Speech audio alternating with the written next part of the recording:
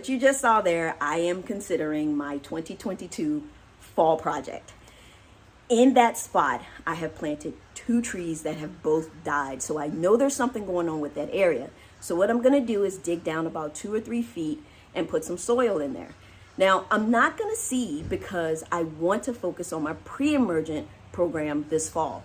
I will be putting some lateral spread fescue plugs in that spot. And I'm gonna start those plugs probably around the 2nd week of August so that they're ready to go when it's time to implant them. You know, what do? I just wanna see how it's gonna go, how it's gonna all shake out. We'll see.